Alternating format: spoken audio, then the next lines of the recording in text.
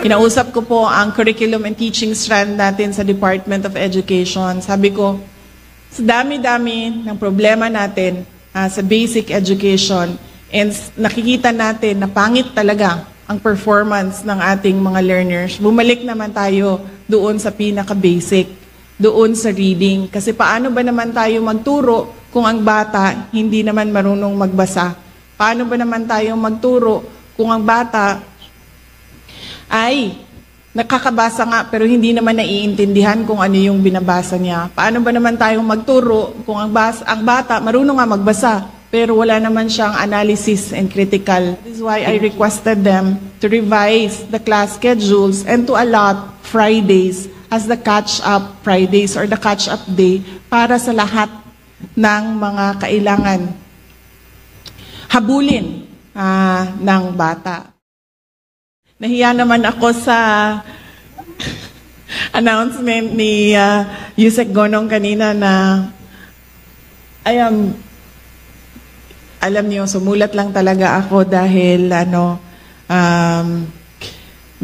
sumulat ako ng libro dahil na-inspire ako noong naimbitahan ako na mag-storybook reading sa isang paaralan dito sa Davao City. Dahil noong ikinento ko sa kaibigan ko na meron akong storybook reading, he reminded me, sabi niya, please pick a book that is written by a Filipino. Yan yung sabi niya. Naisip ko, nung gabi na yon, bago yung storybook reading, sabi ko, matagal ko naman na din talaga gusto sumulat, never found the inspiration kung ano yung isusulat ko. And then I said, I will try to write a story for the book reading, and nagawa ko nga yung isang kaibigan. Base na rin sa mga pinagdaanan ko sa buhay. Tinatanong ko nga kanina si Yusek Gonong, sabi ko, saan ba papunta yung mga pinaghirapan nila at ilang oras, ilang araw nilang ginawa, pinag-isipan at pinaghirapan na gawin. Sabi niya, we'll print it and distribute it. Our matatag agenda needs a community of proactive partners to create more pages of stories that inspire our Filipino children and youth to love reading. According to the World Bank study, in 2022, 90% of Filipino children aged 10 struggled to read simple sentences. This means that over 9 out of every 10 Filipino children are struggling with reading. To address the issues of learners' difficulties in reading, I ask for everyone's help and draw their incredible reserves of perseverance. Recently, yesterday we announced that we will be doing catch-up Fridays by January 2024 as part of our Learning Recovery Program. Kinausap ko po ang curriculum and teaching strand natin sa Department of Education. Sabi ko, sa dami-dami ng problema natin sa basic education, and nakikita natin na pangit talaga ang performance ng ating mga learners, bumalik naman tayo doon sa pinaka-basic, doon sa reading. Kasi paano ba naman tayo magturo kung ang bata hindi naman marunong magbasa? Paano ba naman tayo magturo kung ang bata ay nakakabasa nga pero hindi naman naiintindihan kung ano yung binabasa niya? Paano ba naman tayong magturo kung ang bata marunong nga magbasa pero wala naman siyang analysis and critical thinking? Kaya sabi ko sa kanila, kung paulit-ulit natin na gawin kung ano yung ginagawa natin na solusyon, at nakikita naman natin since the 1990s, pangit ang performance ng ating learners, let's try to do something else. That is why I requested them, sabi ko, kung recovery ng learning losses ang ating gusto gawin, dapat wag natin siya isabay doon sa kung ano yung current na dapat natutunan ng bata. Dapat we should allot time for the child to catch up kung ano yung kulang.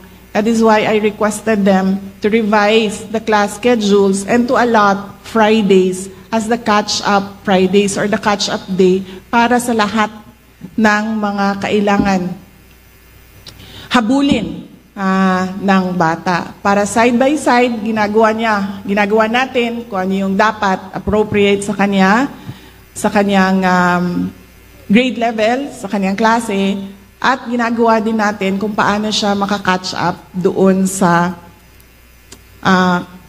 kakulangan niya. I believe na yung pull-outs na ginagawa natin during class hours and yung mga 30 minutes na ina-allot natin after school, hindi siya enough para matulungan yung mga learners. That is why we really need to reserve one day para sa catch-up ng ating mga learners. And as I said, it should be applied to all, hindi lang sa mga non-readers, kasama ang mga slow readers, at kasama na rin doon sa mga marunong na magbasa. Kapag marunong na magbasa, we should level them up into essay writing, book writing, at mga iba pang activities na mag-ignite ng critical thinking and analysis sa mga bata. Thank you for paving the way for the next generation of storytellers and impacting our literary landscape. These stories are a testament to our students and educators' hard work and dedication, and we are proud to showcase their talents through this competition. By recognizing the brilliant minds within our education system, we encourage a culture of creativity and innovation essential for our students' growth and development.